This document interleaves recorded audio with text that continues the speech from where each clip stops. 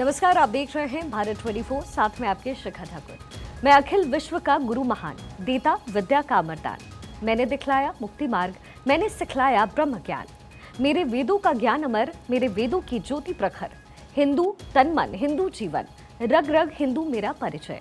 ये कविता अटल बिहारी वाजपेयी की है, लेकिन प्रधानमंत्री नरेंद्र मोदी ने मानो इसे अपने जीवन का एक दर्शन बना लिया है। सनातन की संस्कृति भी यही है। हमने तलवारों की धार से जग नहीं जीता, हमने प्यार की गंगा बहा करके दुनिया भर में सौहार्द बांटा। आबू धाबी में पहला हिंदू मंदिर निर्माण भी इसी सनातनी परंपरा का एक प्रतीक है और इस धर्म ध्वजा को थामा है प्रधानमंत्री नरेंद्र मोदी ने। तो आज द जेसी शो में हम भारत 24 के सीईओ और editor in chief doctor Jagdish Chandra से भारत की उसी सनातनी परंपरा को समझेंगे और ये जानने की कोशिश करेंगे कि कैसे प्रधानमंत्री मोदी की अगुवाई में ये पताका पूरी दुनिया में लहरा रहा है। बहुत बहुत स्वागत है सर आपका आपके अपने शो पर। और चूंकि जब हम बात सनातनी रंग की करते हैं और इस समय आबू धाबी में जो रंग नजर आ रहे हैं उसके लिए जो वन लाइनर है वो यूज किया जा रहा है, a new craze in Arabian dunes, इसे आप कैसे देखते हैं? Absolutely correct. Narendra Modi is a new craze in Arabian dunes, Arabian world, Muslim world. He is a global leader. ये उन्होंने सिद्ध कर दिया है। जितने लोग देश में उनको पसंद करते हैं उससे ज़्यादा लोग विदेश में उनको पसंद करते हैं। दुबई यूए के इतिहास में पिछले 15 वर्षों में ऐसा कोई राष्ट्राध्यक्ष, ऐसा कोई प्रधानमंत्री नहीं आया दूसरे देश से जिसका स्वागत सत्कार मान सम्मान नरेंद्र मोदी जैसा हुआ हो। और इसका कारण ये है कि एक क्रेडिबिलिटी है नरेंद्र मोदी की। वहाँ के लोग दिल से चाहते हैं नरेंद्र मोदी को। और नरेंद्र मोदी की जो लोकप्रियता है यूएई में जो प्रकट हुई पिछले 3 दिन की इस यात्रा में, जिस तरह से सारा राष्ट्र जिसे कहना चाहिए, एक्चुअली ऐसे मोदी में हुआ था जैसे गुजरात और उत्तर प्रदेश में होता है, राजस्थान मध्य प्रदेश में होता है। तो इन सब घटनाओं को देख के निश्चित तौर पे कहा जा सकता है ये कि अरब के रेगिस्तान में एक आशा की किरण है, एक ताज़ी हवा का झोंका है Narendra Modi. That's all. Sir, ऐसा कैसे कि एक हिंदू सम्राट कहे जाने वाले नरेंद्र मोदी मुस्लिम राष्ट्र में भी इतने ही पॉपुलर हो गए? जैसे मैंने कहा ना, it's one more miracle, it's God gift to him. जहाँ भी जाते हैं लोगों से एक रिश्ता नाता जोड़ लेते हैं, आप देखिए। और इसीलिए संसार के किसी भी देश में जब वो जाते हैं तो अनहोनी घटनाएं होती हैं। एक राष्ट्र का राष्ट्राध्यक्ष कहता है कि आप बॉस हैं, एक कहता है मुझे फ़ोटोग्राफ दीजिए, एक व्यक्ति पाँव छूता है। उसी का एक्सटेंशन है ये। अरब में जो यूए में जो कुछ हुआ है उसी का एक्सटेंशन है ये। आप देखिए वहाँ पे मुस्लिम राष्ट्र होते हुए भी नरेंद्र मोदी का स्वागत सत्कार, लोगों में उत्साह, और जितने लोग वहाँ पे थे भारतीयों के अलावा भी उनमें उमंग उत्सुकता का एक माहौल देखने का कि मोदी जी कैसे हैं, मोदी कैसे हैं। वहाँ मोदी कहते हैं कि मोदी आए हैं, मोदी कैसे हैं। ये तो विचित्र है, विचित्र किंतु सत्य है कि मुस्लिम राष्ट्र में नरेंद्र मोदी का इतना मान सम्मान निश्चित तौर पे यह है विचित्र किंतु सत्य। क्योंकि सर आपने चमत्कार का जिक्र किया और ये वाकई एक चमत्कार ही है। इस्लाम जहाँ पर बुत परस्ती यानी कि जहाँ मूर्ति पूजा को माना नहीं जाता, उसी यूएई में हम देखते हैं कि मंदिर का निर्माण भी होता है, हिंदू मंदिर का निर्माण भी होता है। प्रधानमंत्री मोदी वहाँ जाकर उसका उद्घाटन भी करते हैं। ये किसी चमत्कार से कम नहीं, लेकिन ये चमत्कार हुआ कैसे? ये दैविक शक्ति है। नरेंद्र मोदी पे ईश्वर का हाथ है जिसे कहते हैं। आप कल्पना नहीं कर सकते मुस्लिम राष्ट्र में मंदिर बनाने की, मंदिर के ईंट रखने की। और वहाँ देखिए 18 लाख ईंटें लगा दी आपने, 25,000 मूर्तियाँ मंदिर, वहाँ पत्थर जो है आपने वहाँ पे लगा दिए। कोई मजाक है? एक मुस्लिम राष्ट्र में मंदिर का बनना ये नरेंद्र मोदी के उससे हुआ। सबसे आश्चर्य की बात है कि भारत में नरेंद्र मोदी की गिनती हिंदू सम्राट में होती है। यहाँ की जनता ये नहीं पूछ रही, यहाँ के लोग जो कट्टर हिंदू हैं वो ये नहीं कह रहे, आरएसएस के लोग, दूसरे लोग, कि वे आप क्या कर रहे हैं। मुस्लिम राष्ट्र के राष्ट्राध्यक्ष को आप ऐसे गले लगा रहे हैं, वो गले लगा रहा है, तो रेस्पॉन्स तो देना पड़ता है ना आपको। ये नरेंद्र मोदी की क्रेडिबिलिटी है। देश के लोगों को विश्वास है कि वो जो कुछ करेंगे राष्ट्र के हित में करेंगे, इसलिए उनके हर फैसले को above political lines, beyond political lines लोग यहाँ पे देखते हैं। इसी तरह से अगर आप देखें वहाँ के राष्ट्राध्यक्ष को, वहाँ की जनता उनसे नहीं पूछ रही है क्या मुस्लिम राष्ट्र हैं, हिंदू राष्ट्र है वो, और आप ऐसे गले लगा रहे हैं, उनको कोई नहीं पूछ रहा। उनका वहाँ पे लोकप्रियता है। तो कुल मिला क्या कि ये एक चमत्कार है। और ये नरेंद्र मोदी की जो फॉरेन पॉलिसी है, जो डिप्लोमेसी है, कह दीजिए नई डिप्लोमेसी पॉलिसी है, उसकी विजय है ये। वो केवल उन डॉटेड लाइन्स पे नहीं चलते हैं विदेश नीति के, उससे आगे चलते हैं। वो अपनी विदेश नीति को खुद रीडिफाइन करते हैं और हर विदेश नीति को अपने राष्ट्र के इंटरेस्ट के हिसाब से रीडिफाइन करते हैं। तो ये सचमुच not only Bharat and UAE बल्कि दूसरे बड़े देश अमेरिका, रशिया, वो भी हैरान है कि क्या हो रहा है। ऐसे कैसे बाहों में भर के एक दूसरे को प्यार सम्मान सत्कार हो रहा है, एक दूसरे कहना चाहिए दीवाने हुए जा रहे हैं जिस तरह से जो है। तो नेचुरली ये एक नेचर का चमत्कार है। मोदी की लोकप्रियता है, उनकी क्रेडिबिलिटी है, उनके एक्सेप्टेबिलिटी है, उनकी इस तरह से उनको स्वीकार किया जा रहा है वहाँ पे। और एक कारण ये भी है कि बड़ी संख्या में भारत के लोग वहाँ पे रहते हैं। तो इट्स ए कॉमन फैक्टर। कुल मिला के एक मुस्लिम राष्ट्र में नरेंद्र मोदी का इतना सत्कार, मंदिर का बनना, मूर्तियों का वहाँ रखना, अद्भुत। सर, इस मंदिर निर्माण से प्रधानमंत्री मोदी की और जो हमारी परंपरा रही है वसुधैव कुटुंबकम की और सनातन का इसे संस्कार माना गया है, ये कैसे सिद्ध हुआ? ये बिल्कुल सही है। आप देखिए, जब मंदिर की स्थापना हुई, बहुत पहले जब बात बनी और मंदिर जब बना कुल मिला के, तो आप देखिए कि इसका कंसेप्ट कहाँ से आया। इसका कंसेप्ट आया वहाँ से, प्रमुख स्वामी से। उसके बाद में फिर पत्थर लगाने वाले व्यक्ति कहाँ से आ रहा है, आप एक बार फिर रिपीट करेंगे क्वेश्चन को? जी, ये संस्कार जो सनातन धर्म का है, वसुधैव कुटुंबकम का, ये एक सपना है, एक विजन रहा है प्रधानमंत्री मोदी का भी, और हमने देखा सर वहाँ उन्होंने पत्थर पर उकेरा भी। तो ये कैसे सिद्ध हुआ, ये कैसे साकार हुआ है? ये ऐसे साकार हुआ कि उन्होंने कहा कि मंदिर केवल ये मूर्ति नहीं है, एक राष्ट्र का प्रतीक नहीं है, ये विश्व कुटुंबों का प्रतीक है। अर्थात मंदिर को जो ज़मीन देने का काम है मुस्लिम राष्ट्र ने किया। आपने देखा वहाँ पे जो है फाउंडेशन का जो एक्सपर्ट है वो बुद्धिस्ट है वहाँ पे, और जो चीफ कॉन्ट्रैक्टर है वो पारसी है, और जो इसका जो आर्किटेक्ट है इसका वहाँ पे जो है वो क्रिश्चियन है। तो कुल मिला के संसार की सारी सभ्यताएं, सारी जातियाँ उनको मिला के कंबाइन हुआ है। ऐसा लगता है मंदिर किसी एक देश का नहीं है, भारत की कल्पना नहीं है, यूए की कल्पना नहीं है, ये पूरे संसार को, सबको साथ लेने की कल्पना। इसे कहते हैं सबका विकास सबका साथ। वही नरेंद्र मोदी की टैगलाइन जो है, this is all. Sir, Islamic राष्ट्र में धर्म ध्वजा मीडिया के लिए एक सुपरहिट हेडलाइन भी रही, क्या मायने इसके? इसके मायने वही कि सब मायनों में कहता है कि चमत्कार की भावना इस लाइन के पीछे छिपी हुई है। इस्लामिक राष्ट्र में धर्म ध्वजा बड़ी पॉपुलर हेडलाइन थी, सारे न्यूज़ चैनल्स ने चलाई, अखबारों ने चलाई, हमें भी अच्छा लगा। तो कुल मिला के क्या है कि जो सारी यात्रा है ये रहस्य, विस्मय और चमत्कारों से डूबी हुई है, उसे सरोबार है। उसी का एक पहलू ये है मीडिया के हेडलाइंस कि मुस्लिम राष्ट्र में हिंदू धर्म ध्वजा। सर, इस दौरे में कई सारी चीज़ें ऐसी हुई जो कि बहुत खास थी। इन्हीं में से एक कि अबू धाबी एयरपोर्ट पे वहाँ के राष्ट्रपति शेख मोहम्मद बिन जायद प्रोटोकॉल तोड़ करके पहुँचते एयरपोर्ट पर रिसीव करने के लिए। क्यों लगता है आपको ऐसा? ये दोनों के लिए नया नहीं, ये भी प्रोटोकॉल तोड़ के जो है 2017 में जो है कि 2019 में जो है यहाँ पे जो रिपब्लिक डे था उन पे उनको बनाया, उन्होंने चीफ गेस्ट बनाया जो है। 4 बार वो आगे 2016 के बाद में 7 बार ये जाके आ गए। ये जब भी जाते हैं एक दूसरे का प्रोटोकॉल तोड़ के गले लगाते हैं, मिलते हैं। ये इनकी केमिस्ट्री है, बियॉन्ड फॉरेन पॉलिसी जिसे हम कहते हैं। आप देखिए तो कुल मिला के 4 बार ये हो गए, 7 बार ये जाके आगे वहाँ पर। तो एक सम्मान और एक इस तरह का जो रेपो होता है ना आपस में, इस तरह का इनका बना है। And this is all. Sir, ये कैसे हो जाता है? एलन मोदी, इतनी भारी संख्या में लोग सुनने पहुंच जाते हैं, ये कैसे संभव हो पाता है? ये चमत्कार है। देखिए सारी कहानी चमत्कारों से भरी हुई नरेंद्र मोदी की यात्रा जो है। आप देख कितना उत्साह था, 65-70 हज़ार लोग वहाँ पहुँचे ऑन रिकॉर्ड। मेरा कहना है कि 10-15 हज़ार लोग बाहर भी खड़े होंगे। 80-85 हज़ार लोग वहाँ पहुँचे।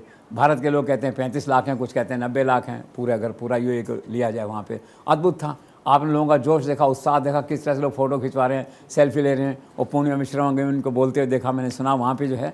तो ऐसा चमत्कार, ऐसा लगता है कि सारा राष्ट्र उठ के आगे, भारत हो। ये दुबई नहीं था, आप ये मानिए, ये भारत था एक तरह से, भारत की जनता थी। तो चमत्कारों से भरी हुई इस कहानी के अंदर ये एक और कहानी है जो आपने कही मुझे। और इसका अर्थ बेसिकली ये होता है हेलो मोदी, वेलकम मोदी, एक नारा। और मोदी घर यात्रा में जो मोदी के सलाहकार हैं, मीडिया मैनेजर हैं, जो इस तरह के जो कंसल्टेंट्स हैं, वो ऐसा कोई नारा निकालते हैं जो सुपरहिट होता है वहाँ पे। इस यात्रा का नारा उन्होंने निकाला मोदी की टीम ने, ये वेलकम मोदी, आइए मोदी, और नारा हिट हुआ। आप देखिए वहाँ पे जो है। तो दिस इज ऑल। सर, एलन मोदी कार्यक्रम में जब प्रधानमंत्री वहां पहुंचे तो फिर 4 दक्षिण भारतीय भाषा में उन्होंने बातचीत की। उस समय उनके मन में क्या रहा होगा?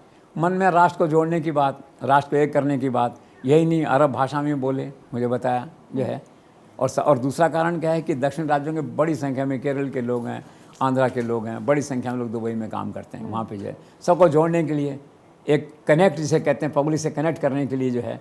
और सारे राष्ट्र को जैसे हम कहते हैं कि सेकुलर है और पूरे इंडिया को रिप्रेजेंट करते हैं, नॉर्थ और साउथ का कोई डिवाइड नहीं वहाँ पे जो है। तो इसीलिए उन्होंने उसको किया। और फिर सामने चुनाव भी आ रहे हैं, थोड़ा मन में ये भी लगा हुआ कि चलो साउथ के हिसाब से चलते हैं, उन जनता को जोड़ के साथ में चलते हैं।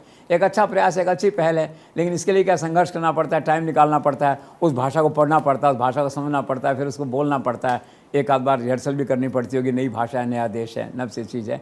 इस प्रयास की सराहना की जानी चाहिए। यह राष्ट्रों को, देश को जोड़ने वाला एक सेंटेंस है, जोड़ने वाली भाषा है, जिसमें उन्होंने अलग अलग भाषाओं में बोल के अलग अलग भाषाओं के लोगों को एक मंच पे लाने की कोशिश की है। सब पीएम ने इस यात्रा के दौरान भावुक होकर कई सारे पोस्ट भी किए हैं, ट्वीट भी किया है, इसका कैसे आप विश्लेषण करेंगे? भावना में डूबे हुए थे। ट्वीट यात्रा जो है आत्मसम्मान में, लगाव में, पहले तो उन्होंने कहा कि मैं माँ भारती जो है उसका पुजारी हूँ, मैं यहाँ पे आया हूँ। दूसरा उन्होंने कहा कि मंदिर केवल एक मंदिर नहीं है, ये पूरे देश का, संसार का, निरपेक्ष भारत का, सबका साथ सबका विकास, उसका जो है प्रतीक है। फिर उन्होंने कहा भारत की मिट्टी की खुशबू लेके यहाँ पे आया हूँ। फिर उन्होंने ये कहा कि मैं अपने परिवार के बीच में जब मैं यहाँ आता हूँ, 7 महीने में 5 बार मैं आप लोगों से मिल रहा हूँ। और फिर उन्होंने याद किया 2015 को, उन्होंने कहा कि मैं प्रधानमंत्री बना हूँ, अभी 1 साल हुआ है, मैं कूटनीति नहीं समझता। तो वहाँ के 5 लोग उस राष्ट्र के, इंक्लूडिंग राष्ट्रपति जो वहाँ का था, वो 5 भाई उनको लेने आए। उनमें से एक अभी भी राष्ट्रपति है। वहाँ पे गले मिले, उनको प्रोटोकॉल तोड़ के लेके गए साथ में जो है। तो ये सब है, ये नरेंद्र मोदी की माया ही कहा जाना चाहिए वहाँ पे जिस तरह से। सर, व्यापारिक रिश्तों के अलावा मोदी शेख की दोस्ती भी हमने देखी, लेकिन क्या शेख की तरफ से इस दोस्ती के पीछे कोई राजनीतिक एजेंडा भी दिखता है? राजनीतिक एजेंडा ये है कि एक तो परसेप्शन बनता है, भारत की इतनी बड़ी संख्या में लोग यूएई में रहते हैं, उनका व्यापार है, इन्वेस्टमेंट है, ट्रेड है, बिजनेस है, सब वहाँ पे है। एक माहौल बनता है उनके लिए भी जो है, और उस देश के अंदर उनकी पकड़ मजबूत होती है। अब भारत के 90 लाख लोग अगर वहाँ पे हैं, यूएई के अंदर जितने लोग हैं, उन सब पे मोदी का मान करते हैं, मोदी राष्ट्राध्यक्ष के साथ मिलते हैं, गले मिलते हैं, तो एक मैसेज जाता है। तो this brings Indian community closer to Arab, जिसे कहना चाहिए, और आपस में दूरी कम होती है, उनको भी अच्छा लगता है, उनके पॉलिटिकल एम्पावरमेंट होता है उनका। तो यही उनका पॉलिटिकल एजेंडा एक तरह से कहिए कि further political empowerment of sheikhs among Indian community, that's all. सब पीएम की सभा में बड़ी संख्या में युवा भी पहुंचे थे उनको सुनने के लिए। क्या भारत की तरह यूएई में भी युवाओं के बीच लोकप्रिय हैं प्रधानमंत्री मोदी? बिल्कुल लोकप्रिय हैं, तो पूरे संसार में मोदी लोकप्रिय हैं, युवाओं में भी हैं। भारत का जो व्यक्ति है, विदेश के लोग भी पूछते हैं। अब 1.5 लाख भारतीय छात्र रहते हैं वहाँ पे, दुबई और यूएई में जो है, अधिकांश लोग आए थे वहाँ पे। और जो उत्साह था, जो सेल्फी ले रहे थे, वहाँ फिल्म बना रहे थे, रील बना रहे थे, माहौल देखते ही बनता था। ईमानदारी की बात है कि इतना उत्साह तो भारत के नौजवानों में मैंने नहीं देखा मोदी के प्रति, जितना उत्साह मैंने वहाँ पे देखा। ये एक अलग बात है कि मैक्सिमम यूथ है नरेंद्र मोदी को वोट करता है, और अभी देखिए नरेंद्र मोदी का फोकस यूथ पे रहता है। और फर्स्ट टाइम वोटर जो बने हैं उन पर कितना फोकस है उनका, आप देखिए किस तरह से एक एक वोटर तक पहुँचने की कोशिश जारी है टोटली जो है। तो यूथ के तो जैसे कहते हैं आइकॉन है नरेंद्र मोदी, यहाँ भी हैं, और इस घटना से सिद्ध हुआ है कि वहाँ भी हैं। सर, पहले अयोध्या में इतना बड़ा भव्य मंदिर, फिर यूएई में मंदिर का उद्घाटन प्रधानमंत्री ने किया। इस घटनाक्रम को कैसे देखते हैं, और क्या प्रधानमंत्री नरेंद्र मोदी का भाग्य भी पढ़ सकते हैं आप? नरेंद्र मोदी तकदीर के धनी हैं। पहले अयोध्या में यश कमाया, फिर दुबई में जाके, यूएई में जाके यश कमाया, देखिए। और सबसे बड़ी बात एक समझ लेनी चाहिए कि स्वतंत्र भारत के इतिहास में नरेंद्र मोदी ऐसे पहले युग पुरुष हैं जिन्हें सनातन का मान बढ़ाने के लिए ईश्वर ने यह रोल दिया है। वो पहले ऐसे युग पुरुष हैं जिन्हें सनातन का पुनरुत्थान या पुनरुद्धार करने के लिए नियति ने उन्हें रोल दिया है। वो उस रोल को निभा रहे हैं। कितना सुंदर मंदिर बना है, जो मैंने आपसे कहा। 27 एकड़ किसे कहते हैं? 13.5 एकड़ में तो पार्किंग है, 13.5 एकड़ में मंदिर बना हुआ है। 55,000 मीटर का मंदिर। आप देखिए, मंदिर के दोनों तरफ गंगा यमुना बहती हैं। आपको ऐसा महसूस होता है वाराणसी गंगा घाट पे बैठे हुए हैं। ये सब नरेंद्र मोदी की परिकल्पना है, तो एक सुंदर प्रयास है। वो तकदीर है उनकी, ईश्वर ने काम उनको सौंपा है, और आगे न जाने कितने मंदिर और इस तरह से बनाएंगे। तो आज की तारीख में तो कहा जाना चाहिए कि भारत की धरती पे या ओवरऑल सनातन धरती पे नरेंद्र मोदी ईश्वर के एक छोटे मोटे अवतार के रूप में ही जाने जा रहे हैं। सर, मंदिर के लोकार्पण के बाद प्रधानमंत्री मोदी ने कहा कि उनका वर्षों पुराना सपना पूरा हो गया। आप इसे कैसे देखते हो, और क्या पीएम ने बैप्स मंदिर के जो प्रमुख स्वामी थे उनके 1997 की परिकल्पना को कैसे साकार किया? एक्चुअल देखा है तो नरेंद्र मोदी प्रमुख स्वामी से ज़्यादा गदगद हैं इस मंदिर के उद्घाटन से, मंदिर के लोकार्पण से। मैंने सुना है कि 1997 में जो स्वामी प्रमुख हैं, एक दिन दुबई के यूएई में रेत के टीले पे बैठे हुए थे दोपहर को, जो है अचानक उन्हें कोई वाणी हुई होगी, आकाशवाणी, और उन्होंने कहा भी यहाँ एक मंदिर बनना चाहिए। तब से उस ख्याल में लग गए वो। लेकिन मंदिर तो कल्पना से नहीं बनता, इसके लिए नरेंद्र मोदी जैसा एफर्ट, रिसोर्सेज, ये सब चाहिए ना उसके लिए। तो धीरे धीरे बात आगे बढ़ी। 2015 में नरेंद्र मोदी गए वहाँ पे, तो मुलाकात हुई, तो मंदिर के लिए ज़मीन का सवाल आया। शुरुआत तो यहाँ से होती है ना। तो राजा से मिले, वहाँ के राष्ट्राध्यक्ष शेख से जो है, तो शेख ने उदारता दिखाई। उन्होंने कहा उंगली रख दो जहाँ, वो ज़मीन आपकी है। उससे चालू हुआ वो सपना पूरा होने का एक क्रम प्रमुख स्वामी का जो है। फिर 18 में जो शिला रखी गई वहाँ पे जो है, तो नरेंद्र मोदी जो है वीडियो लिंकिंग से, इससे वीडियो कॉल से जुड़े उससे जो है। तो धर्म का कोई ऐसा फंक्शन नहीं है इस तरह का जिसे नरेंद्र मोदी कहीं न कहीं जुड़ते हों।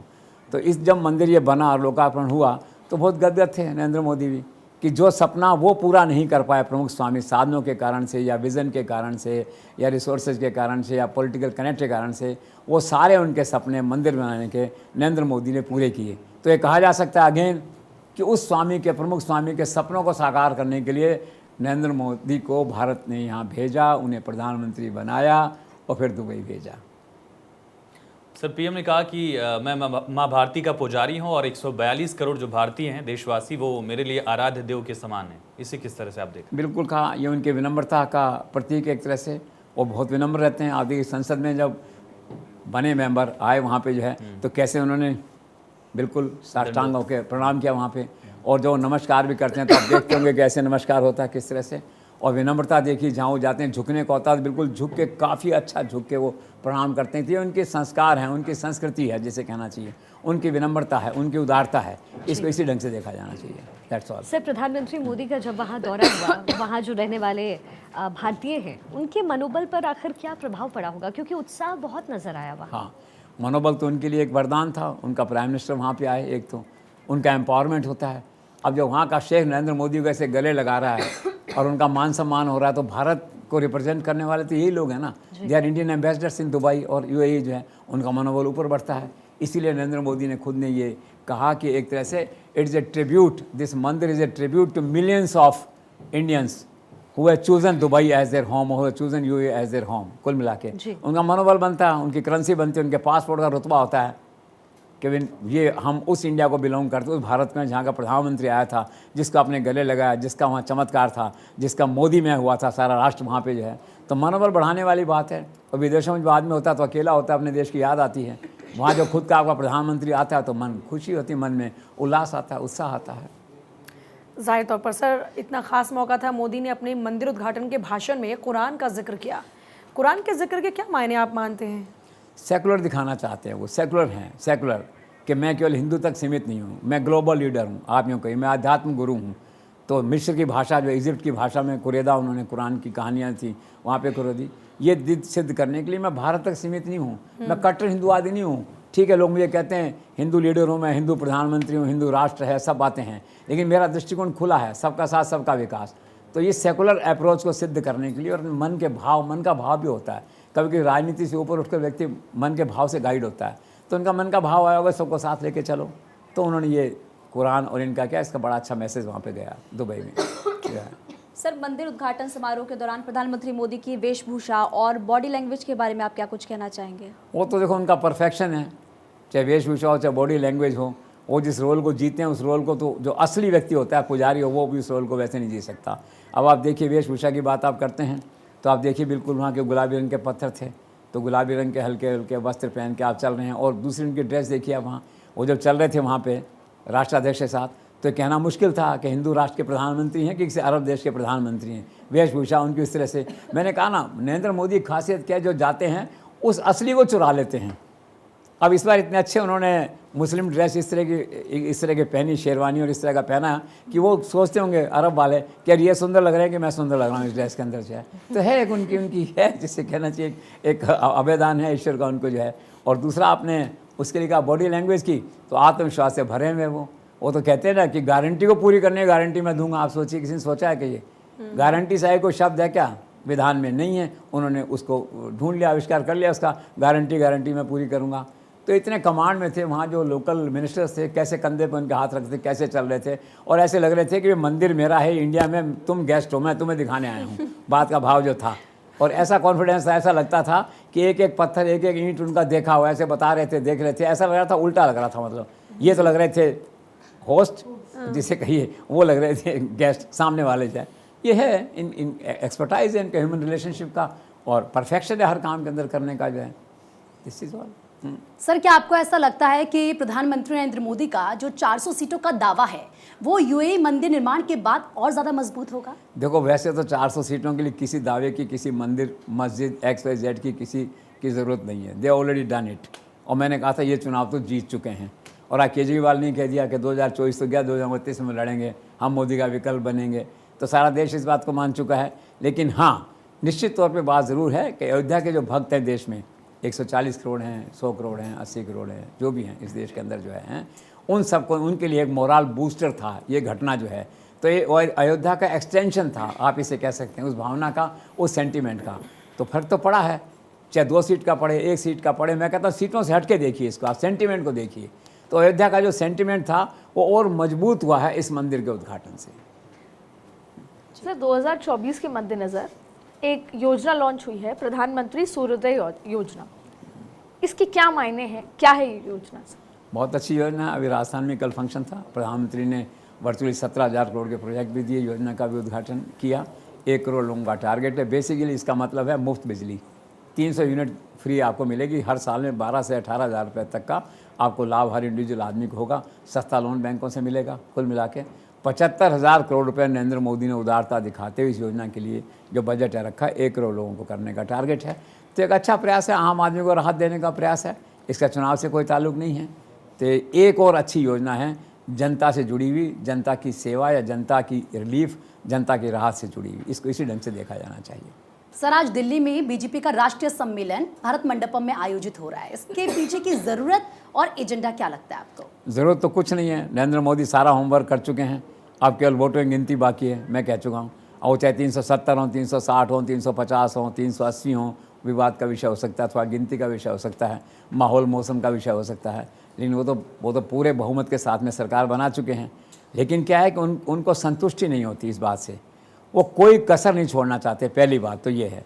दूसरा क्या है, परसेप्शन आपका मजबूत होता है उससे, पब्लिक के अंदर जो है। और ख़ास बात क्या है, इससे आज का जो अधिवेशन है वो संगठन को मजबूत करने की दिशा में है।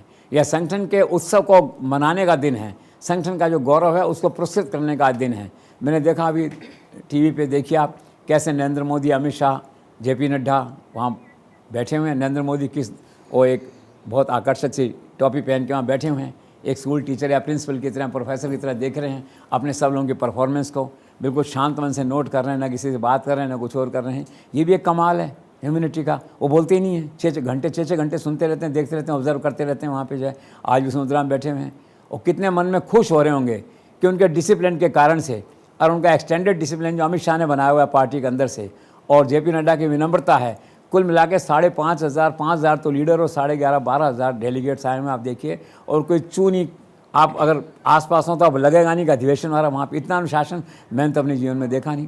जेपी नड्डा बोल रहे थे, वो कह रहे थे 2014 से ज़्यादा सीटें हम 19 मिला, 19 ज़्यादा सीटें अभी हम मिलाएंगे। जेपी नड्डा का मेंशन इसलिए है, वो पार्टी में एक नई डिस्कवरी है इस समय जो है, मतलब rise and rise of JP Nadda. आप देखिए, मैंने जयपुर में पोस्टर देखा, प्रधानमंत्री और जेपी नड्डा केवल 2 चित्र लगे हुए थे उसमें जो है, और चुनाव लड़ रहे हैं राज्यसभा का वहाँ से। तो एक टीम ऐसी सशक्त बन गई है पार्टी के टॉप लेवल पर, नरेंद्र मोदी, अमित शाह, जेपी नड्डा, एक ट्रियो जिसे कहते हैं, त्रिमूर्ति, उस तरह की जो है। उस त्रिमूर्ति का आज एक तरह से मान लीजिए महिमा मंडन कह दीजिए, और इस अधिवेशन में हो रहा है। इनका नेतृत्व फिर से पुनर्स्थापित हो रहा है, और नरेंद्र मोदी ये मन ही मन गदगद होंगे कि उनके प्रयास से, उनके अनुशासन से कितनी बड़ी गैदरिंग, पूरे देश की सरकारें, 17 सरकारें जितनी हुई, सबके लोग जो है आज यहाँ बैठे हुए हैं और अपने आप को और प्रिपेयर कर रहे हैं, जिसे कहना चाहिए अगले चुनाव के लिए। कहा तो ये जाता है चुनाव के लिए है, और जैसे कहा ना कि दिल है कि मानता नहीं, 370 तो मन करता है 372 आ जाओ, तो 370 को 375 लाने की दिशा में यह अधिवेशन एक बड़ा कदम है, आप यूँ कह सकते हैं इसका। सर, क्या आपको ऐसा लगता है कि प्रधानमंत्री मोदी की 400 सीट की राह पर किसान आंदोलन आ खड़ा हुआ है? नरेंद्र मोदी के राह में कोई खड़ा नहीं हो सकता। मान लीजिए उनका प्रयास, उनकी डिसाइसिव गवर्नेंस, ईश्वर का चमत्कार, कुछ भी कह दीजिए।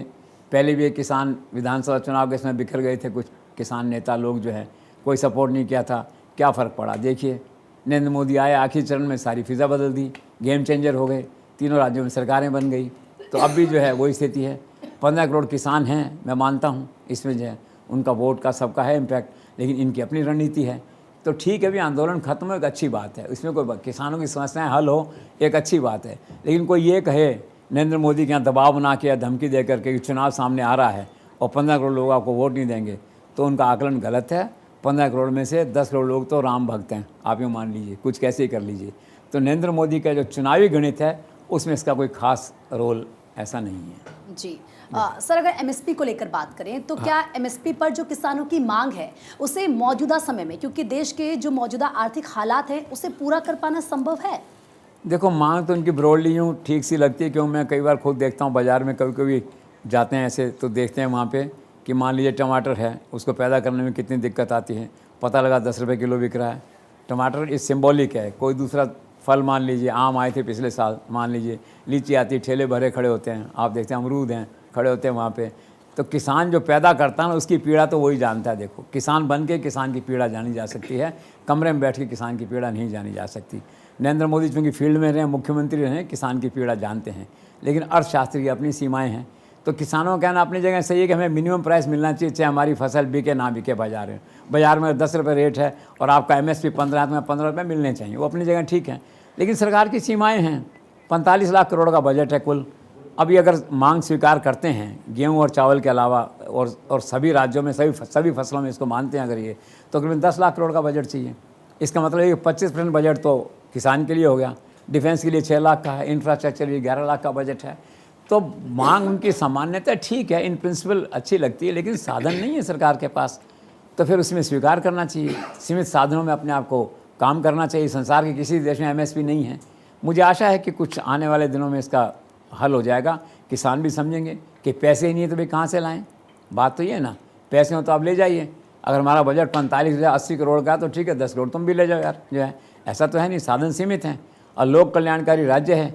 इनकम कम होती है, खर्चा ज़्यादा होता है। और इस सरकार की विशेषता क्या, इनकम कितनी हो जाओ, GST कितना ही आ जाओ, नरेंद्र मोदी रोज़ कोई न कोई 1 लाख करोड़ की योजना लेकर जनता के सामने आ जाते हैं, जनता के भले के लिए जो है।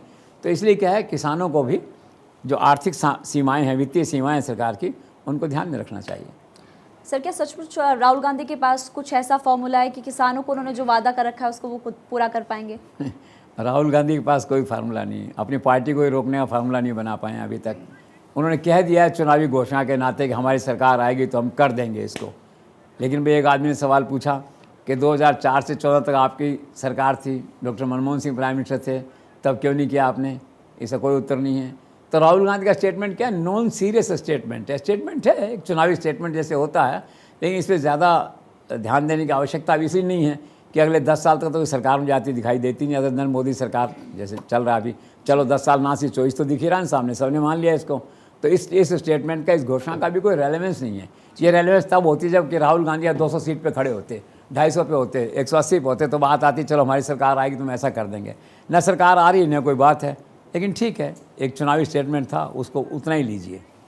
और जब हम 400 सीटों की बात कर रहे हैं सर, तो इलेक्टोरल बॉन्ड को लेकर सुप्रीम कोर्ट की तरफ से जो फैसला किया गया है, अब आगामी लोकसभा चुनावों के परिणामों को देखें तो उसका कोई असर पड़ता हुआ दिखाई देगा? देखो, लोकसभा परिणाम में तो कोई खास बात नहीं, लेकिन एक बड़ा दिलचस्प पहलू था सुप्रीम कोर्ट का जो फैसला आया, तो लोगों को ऐसा लगा जैसे कि शासन पलट गया हो या नरेंद्र मोदी सरकार का इस्तीफा हो गया हो। विशफुल थिंकिंग होती है ना लोगों की, जैसे बड़े प्रसन्न थे कई लोग कि ये फैसला आ गया। अरे हुआ क्या, परिणाम क्या निकला? फैसले में यही कहा ना, जो पैसा दिया बता दो। तो पैसा सब चेक से गया है, उसको बताने में क्या शर्म है? थोड़ा सा एम्बेरसमेंट होता है लोगों को कि यार हम बताएंगे नहीं बताएं जनता को हमने इतना पैसा वहाँ दिया है। और दूसरा क्या, विपक्षी दलों के लिए एम्बेरसमेंट थोड़ा सा है कि सत्ताधारी दल जब होता है, जैसे बीजेपी है, और विपक्षी दल अगर कंट्रीब्यूट करेंगे, विपक्षी दलों को कंट्रीब्यूट अगर कुछ करेंगे उद्योगपति वगैरह, तो संकोच होता है। अब वो किताब खुल जाएगी। अब ये मालूम पड़ जाएगा आपको, अडानी, अंबानी, दूसरे बड़े बड़े ग्रुप्स हैं, कोडक, जितने बड़े ग्रुप्स हैं आपके, उन्होंने कितना पैसा जो है ना नॉन बीजेपी गवर्नमेंट्स को दिया। और थोड़ा सा एम्बेरसमेंट है। बाकी तो क्या है कि बिजनेस और धंधे को सब लोग समझते हैं। अब अडानी को कांग्रेस गवर्नमेंट से मिलते हैं ना प्रोजेक्ट सारे, ऐसी क्या बात है? धंधा धंधे के तरीके से चलता है। तो इसमें बहुत ज़्यादा इसको ओवर रीड करने की आवश्यकता नहीं है। सुप्रीम कोर्ट ने थोड़ी ट्रांसपेरेंसी ला दी है, अच्छी बात है। इस ट्रांसपेरेंसी, इतना सा नुकसान ज़रूर होगा लोकसभा चुनाव में इस बार जो है ना, कि लोग पैसा देने में थोड़े से हाथ खींच लिए लोगों ने, एक कन्फ्यूज़न हो जाता है।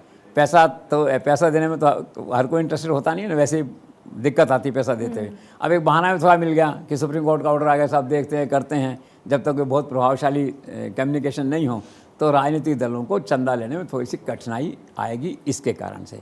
अदरवाइज इसका कोई ज़्यादा कोई इसका कोई इम्प्लीकेशन नहीं है। सर, क्योंकि विपक्षी दलों की बात हो रही है तो एक सवाल और कि जिस तरीके से कांग्रेस छोड़कर या दूसरी राजनीतिक पार्टियां छोड़कर भारतीय जनता पार्टी के दामन को थामने की होड़ लगी हुई है, तो ये कहाँ जाके रुकेगी सर? इतने दिग्गज नेताओं के नाम सामने आ रहे हैं और इसका जिम्मेदार कौन है सर? देखिए, जिम्मेदार तो लीडरशिप होती है। तो आप कह सकते हैं सोनिया गांधी, राहुल गांधी, प्रियंका गांधी, प्राइमरली राहुल गांधी। वो कहते हैं मैं भारत जोड़ो यात्रा कर रहा हूँ। अरे भाई, पार्टी को जोड़ के तुम नहीं रख पा रहे हो, भारत यात्रा क्या कर रहे हो बताओ? तुम्हारे पास मिलने के लिए समय नहीं लोगों के लिए। और फिर आपके जो हैं दूसरे वो लोग फिर ये वेणुगोपाल या अन्यथा दूसरे लोग जो हैं वो कह देते हैं अभी क्या फ़र्क पड़ता है, चले जाओ तो चले जाओ। तो कांग्रेस तो बहुत विचित्र स्थिति में है, जो मैंने आपसे कहा। तो वहाँ तो नेतृत्व का टोटल लैक ऑफ लीडरशिप है इसमें, अलग अलग कारणों से। तो जिम्मेदार तो ये लोग हैं कि अपने फोक को बांध के नहीं रख पाए, अपने लोगों को इकट्ठा करके नहीं रख पाए। और रही बात है छोड़ने की, जो होड़ मची हुई है, तो कांग्रेस छोड़कर भाजपा में जो जाने वाले लोग हैं उनके लिए स्वर्णिम काल है इस समय। भाजपा में ओपन एंट्री है। आप 1 घंटे की नोटिस जाइए, अमित शाह के घर पे जाइए, नमस्कार कीजिए, पार्टी की सदस्यता ग्रहण करिए, अगले दिन जेपी नड्डा आपको उसका दिलवा देंगे शपथ आपको भाजपा की जो है। तो लोग भी इसीलिए विपक्षी लोग कहते हैं कि ये सब लोग वो जा रहे हैं जो अपने ब्लैक मनी का क्या है वो ड्रैकलिन कराएंगे, मनी लॉन्ड्रिंग केस का। ये एक चर्चा है, गॉसिप है बाजार में जो है। अब चाहे कोई भी कारण है, लेकिन अब तो स्थिति ये कि बीजेपी को अपने द्वार बंद करने पड़ेंगे। इतना ज़्यादा इन्फ्लक्स हो रहा है कांग्रेस से जो है, कितने लोगों को वहाँ ले पाएंगे उनको। लेकिन आपने कहा ना सीमा इसकी नहीं है, ये होड़ है। इस समय देश में होड़ है कांग्रेस छोड़ के भाजपा ज्वाइन करने की। लेटेस्ट होड़ में देखिए आप कमलनाथ का वो और नकुलनाथ हैं, आज उनका कुछ आया है, फिर कभी कहते हैं हम जाएंगे नहीं जाएंगे, बता देंगे। ऐसे नहीं होता, सब डील पहले हो जाती है। कम से कम 1 महीना पहले अमित शाह के लेवल पे डिसाइड हो चुका होगा कि कमलनाथ आएंगे तो क्या मॉडलिटी है, टिकट कहाँ से किसको मिलेगा, छिंदवाड़ा से कौन लड़ेगा, सब बातें पहले से डिसाइडेड हैं। तो खाली समय की बात है, 1 दिन 2 दिन के उनका कांग्रेस छोड़ के भाजपा में जाना लगभग तय है। अभी अशोक चौहान का आपने देखा, अब किसी ने सवाल उठाया उसमें कि अशोक चौहान को लाने की आवश्यकता थी क्या, नकुलनाथ की आवश्यकता है क्या? तो कोई आवश्यकता नहीं है, वो तो 400 में बैठे हुए हैं पहले से ही है। अब जो भी है ना, इसे कहना चाहिए, अगर मोटी भाषा में कहे तब ये रेजगारी है उनके लिए। अपन कहते हैं ना खुला पैसा, रेजगारी है, वो तो अपना सब कुछ कर चुके दैट वे जो है। तो आए तो अच्छी बात है, अभी एक बाड़ा बना हुआ अलग से, एनएक्सटी में लिख देंगे ये दूसरे लोग हैं जो बाद में आए हुए, इस तारीख तक ये लोग हैं, इस तारीख तक ये लोग आए हैं, आप भी आ जाइए, उस बाड़े में रहिए। तो ये दौड़ जो है ये चलती रहेगी। अभी तो और कांग्रेस से लोग, बहुत से लोग छोड़ के चले जाएंगे, क्योंकि रोकने वाला वहाँ कोई नहीं है, समझाने वाला कोई नहीं है। और फ़ोन करो तो सामने जवाब आएगा, क्या फ़र्क पड़ता है, आप भी चले जाइए। तो दैट्स ऑल। अब प्रॉब्लम बीजेपी की है कि उसको स्टॉप की एंट्री वो कब लगाते हैं। बिल्कुल सर, काफ़ी रेलेवेंट आपने बात बताई कि जब ज़रूरत नहीं है फिर ये इन्फ्लक्स कैसा। लेकिन इसके साथ साथ आप ये भी मानते हैं कि क्या नरेंद्र मोदी ने विपक्ष को मजबूर कर दिया है अपनी ही पिच पर, यानी सनातन की पिच पर पॉलिटिक्स करने के लिए? अब हर आदमी, हर पॉलिटिकल पार्टी मंदिर जरूर जाती है चुनाव प्रचार के दौरान। Absolutely correct. लीडरशिप होती है, लीडरशिप में क्या कहते हैं, पहले जो व्यक्ति रूट तय करता है दूसरे लोग बाद में फॉलो करते हैं, और दूसरे लोग जो उसको फॉलो करते हैं तब तक वो नया रूट बना चुका होता है, नया रूट डिस्कवर कर चुका होता है। Narendra Modi is a leader, born leader, managerial leader जो है। He is not only A political leader, he is a managerial leader जिसे कहते हैं। तो उन्होंने ये बना लिया, इस तरह का पिच बना दी मंदिर की जो है। अब हर आदमी उसमें चलना पड़ रहा है देर सवेर, लेकिन जो उसका बेनिफिट था, जो फ्रूट थे, वो नरेंद्र मोदी भाजपा ले चुके हैं। अब तो पिछलग्गू वाली बात है कि सब लोग वहाँ जा रहे हैं, इसलिए जा रहे हैं कि जमानत जब्त नहीं हो भाई, कम से कम इतना बना रहे मंदिर के समय भी कुछ लोग वोट देना चाहें तो गुंजाइश रहे कि हाँ यार इन्होंने मंदिर का विरोध नहीं किया था, पीछे पीछे हमारे ये भी गए थे, चाहे राहुल गांधी गए थे काशी आज जा करके, बाद में बीजेपी के लोग भी तो कम नहीं है ना, और मंदिर धोने चले गए कि मंदिर अपवित्र हो गया, इससे ये हो गया। वो तो एक पॉलिटिक्स बात है। लेकिन आपका कहना बिल्कुल सही है आकलन कि नरेंद्र मोदी ने पिच डिसाइड की है, अब सारी पॉलिटिकल पार्टी उसको फॉलो कर रही हैं। सर, लोकसभा चुनाव नज़दीक हैं, ऐसे में अबू धाबी से निकला संदेश देश के मुसलमानों को कितना प्रभावित करता हुआ नजर आ रहा है? प्रभावित करता है। जो कट्टर मुसलमान है थोड़ा और नरम होंगे, जो नरम है वो बीजेपी की तरफ चले जाएंगे, ये लगता है ना। क्योंकि दुबई का और यहाँ का, मतलब आप यूँ मान लीजिए कि बहरीन का, दुबई का या यूएई का जो है बहुत क्लोज कॉन्टैक्ट है। अकेले राजस्थान में लाखों लोग दुबई में नौकरी करते हैं, आते जाते हैं, वोट तो यहीं देना ना उनको आकर के यहाँ जो है।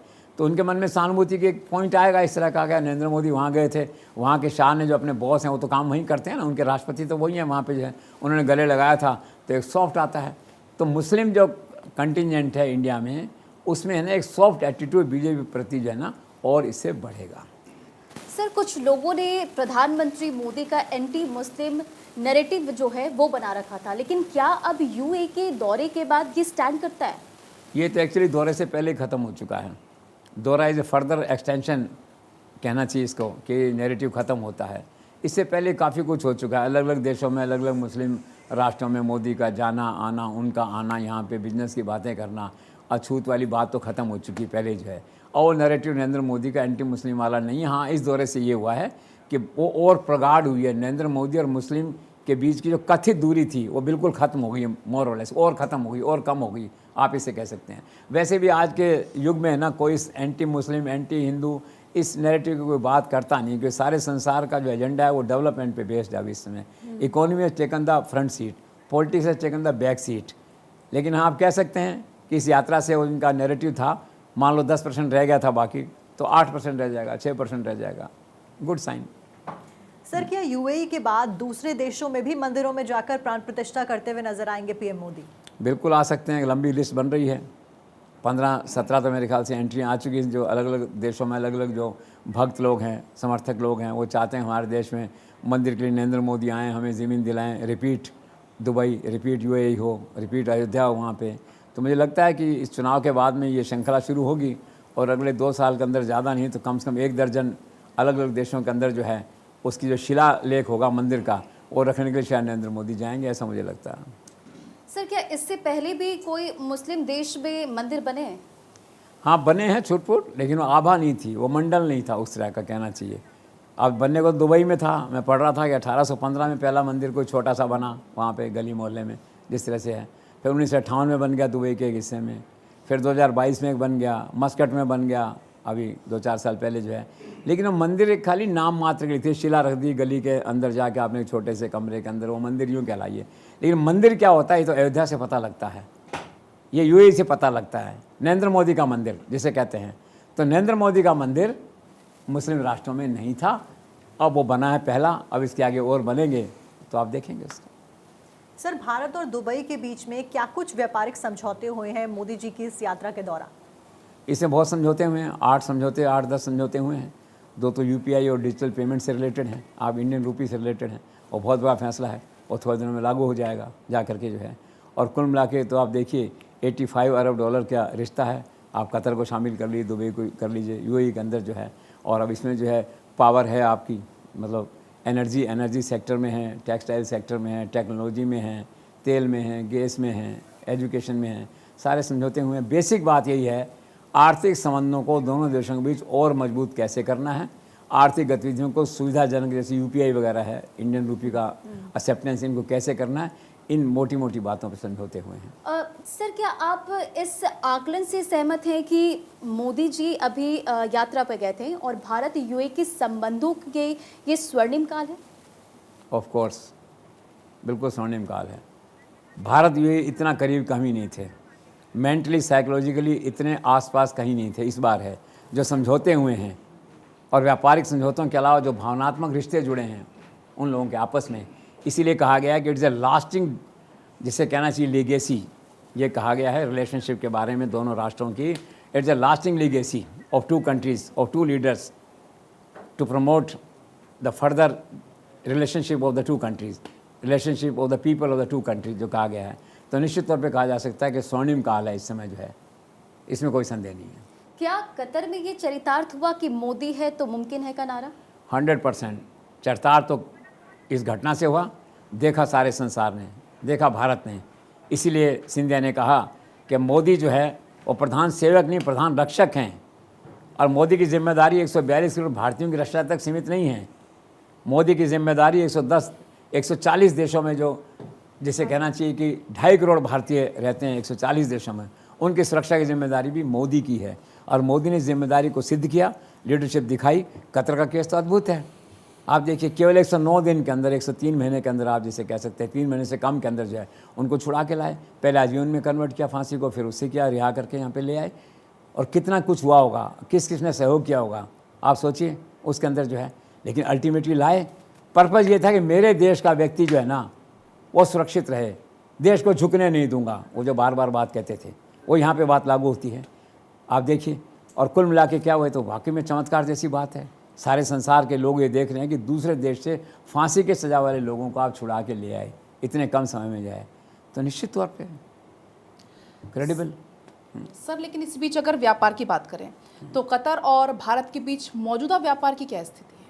मौजूदा व्यापार बहुत अच्छा है, और मैं देख रहा था कि कतर और भारत के बीच में करीबन $19 बिलियन का व्यापार है, जिसमें $17 बिलियन तो इम्पोर्ट है करते हैं, और $2 बिलियन का एक्सपोर्ट करते हैं कुल मिला के जो है। और बेसिकली क्या है कि ये 3rd बड़ा देश है जिससे हमारी बिजनेस रिलेशनशिप है, अमेरिका और चाइना के बाद में, दैट वे जो है। तो बहुत रिश्ते बड़े स्ट्रॉन्ग हैं, और आने वाले दिनों में रिश्ते और मजबूत होंगे। ये तो जो करंट सिनेरियो उसके बात हुई, लेकिन सर इस मुलाकात के दौरान में व्यापारिक समझौतों की अगर बात करें तो क्या क्या व्यापारिक समझौते रहे दोनों देशों के बीच? देखिए, मेन तो मैंने आपसे कहा एनर्जी के सेक्टर में हुआ है, टेक्नोलॉजी में हुआ है, यूपीआई के अंदर हुआ है, एजुकेशन में हुआ है, डिफेंस में हुआ है, और एक और सेक्टर था उसमें हुआ है। ऐसे 7-8 सेक्टर हैं जिनके हुए हैं। बेसिकली ये होता है कि अर्थव्यवस्था से रिलेटेड जितने सेक्टर्स हैं उनको, टूरिज्म में हुआ है, उनको आगे बढ़ाना है, उनको मजबूत करना है रिश्तों को, और जो एक्सचेंज ऑफ मनी है और जो बिज़नेस का जो एक्सपोर्ट इंपोर्ट का बैलेंस होता है, जिसे ट्रेड बैलेंस कहते हैं, वो अपने पक्ष में करना है, दैट वे। तो काफ़ी समझौते हुए हैं, मैंने आपसे कहा 8-10 समझौते हुए हैं जी। इसमें।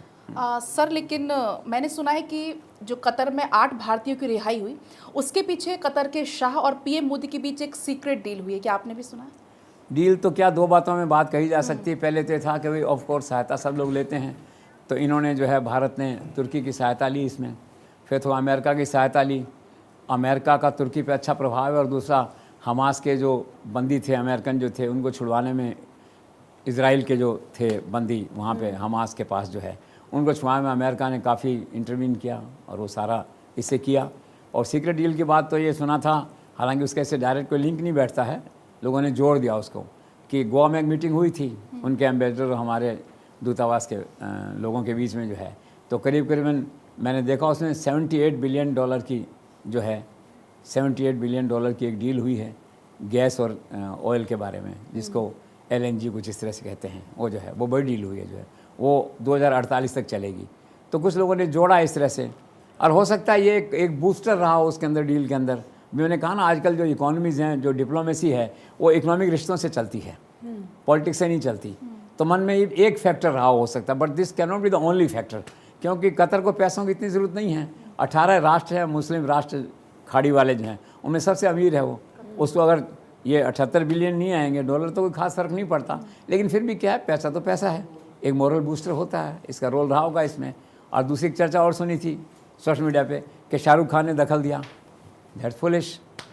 शाहरुख खान ने क्या मतलब स्थिति है, वो बेचारे ने उलझ गया, वो तो खुद ही एम्बेरस हुआ, उसने बयान दिया कि नहीं भी मेरा कोई लेना देना नहीं इसके अंदर है। इतने राष्ट्रों का मामला, ठीक है शाहरुख खान की दोस्ती होगी, आना जाना होगा, आप ठीक है डिनर चाय कॉफ़ी बुला सकते हैं, ये तो नहीं है ना, तो उसमें कोई दम नहीं था बात का। तो कुल मिला के क्या है कि ये नरेंद्र मोदी की ही सोल विक्ट्री है। जो काम लगभग असंभव लगता था वो हो गया। इसीलिए कहा जाता है सही मायने में कि मोदी है तो मुमकिन है, और ये पहली घटना है पिछले कई सालों में जिसे एक्चुअल में नारा सिद्ध हुआ है कि मोदी है तो मुमकिन है। देखा जाए तो appropriate, most appropriate event which justify this slogan.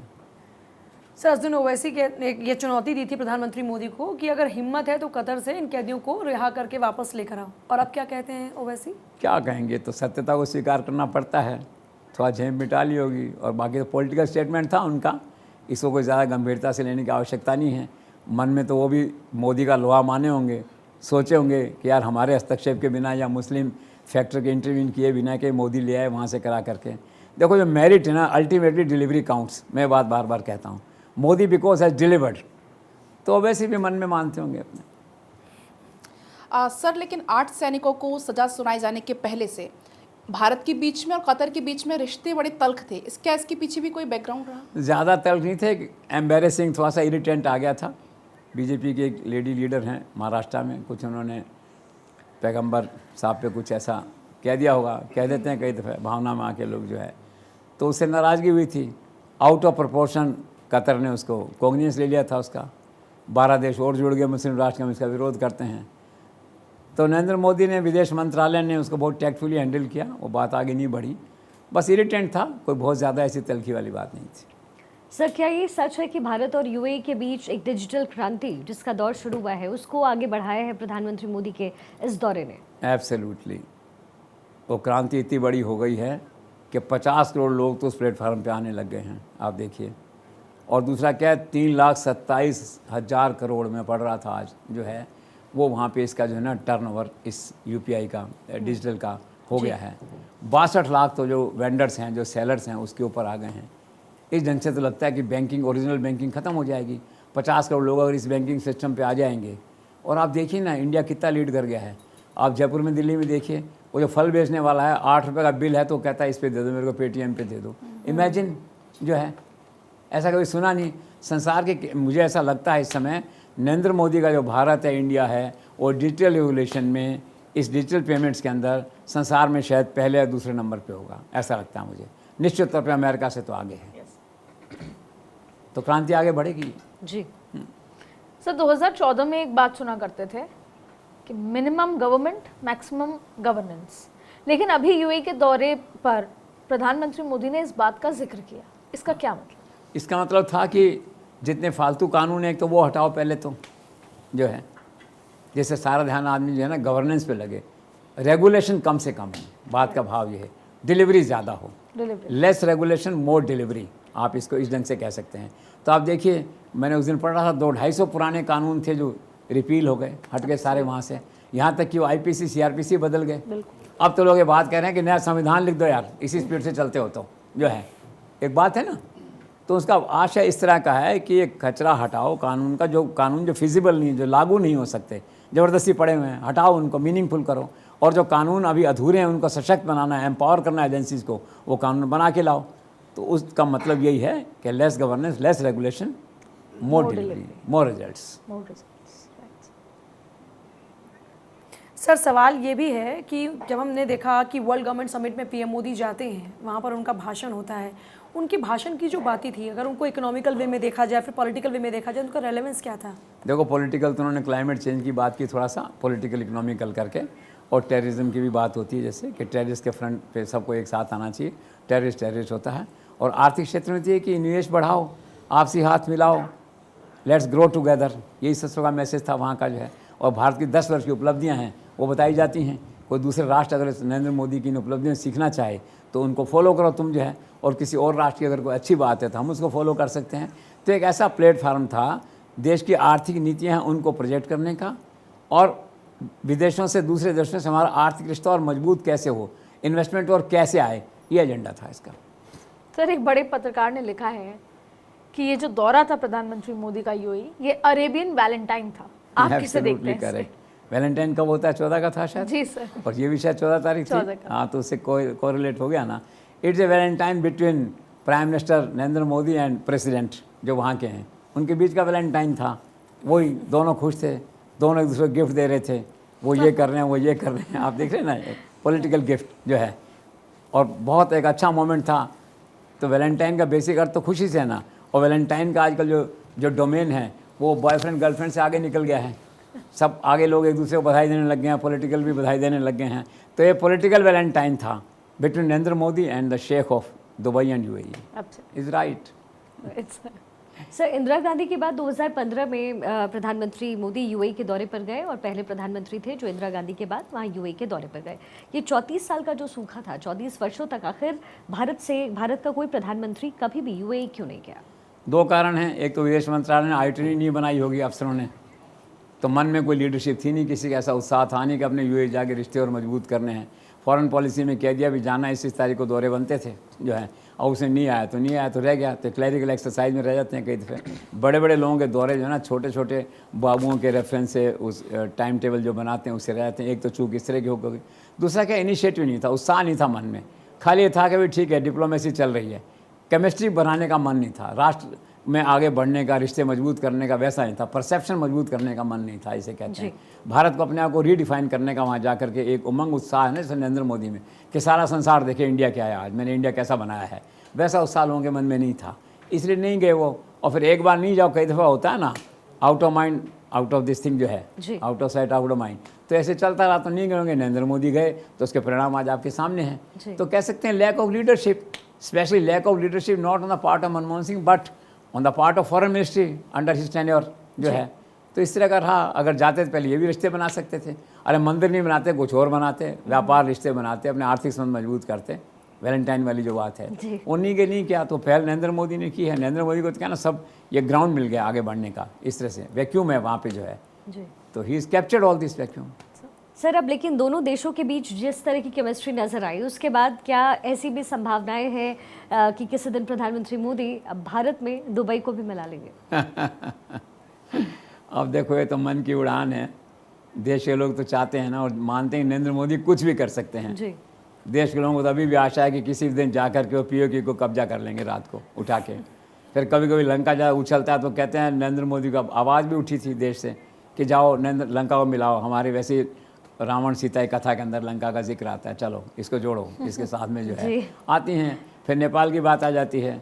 अब ये तो लोगों के मन की भावना ऐसी है कि जिस ढंग से वहाँ हुए और जितने लोकप्रिय हैं वहाँ पे नरेंद्र मोदी वहाँ पे, तो मेरे एक दोस्त ने फ़ोन किया दुबई से, कहा कि जैसे सर आप मोदी साहब को मेरी तरफ से कहिए। मैंने कहा क्या कहिए बताओ भाई, कि वो चुनाव लड़ लें यहाँ से जीत जाएंगे जो है। तो लोगों की भावना है मन की, जिसे कहना चाहिए, उसी भावना के चलते ये सवाल आता है कि क्या नरेंद्र मोदी दुबई को भारत में मिला लेंगे। दिस इज़ ऑल मन की भावना, लोगों की भावना का सम्मान करना चाहिए। जी सर, बिल्कुल। और आपकी बातों को ही कंक्लूड करते हुए, क्योंकि कहते हैं कि होई सोई जो राम रुचि रखा, और राम का युग है, और सनातन एक ऐसा धर्म है जिसके ना आदि का पता है और ना अंत, और ऐसे में वसुदैव कुटुंबकम जिसको लेकर के प्रधानमंत्री मोदी आगे बढ़ रहे हैं, और वैश्विक पटल पर जिस तरीके से सनातन धर्म को रखा जा रहा है, अपेक्षा यही है प्रधानमंत्री मोदी से भी और इसके साथ ही विश्व भर के लोगों से कि सनातन धर्म को और आगे लेकर जाया जाएगा। बहुत बहुत शुक्रिया सर आपका, आपके शो में और इस तमाम विश्लेषण के लिए बहुत बहुत शुक्रिया।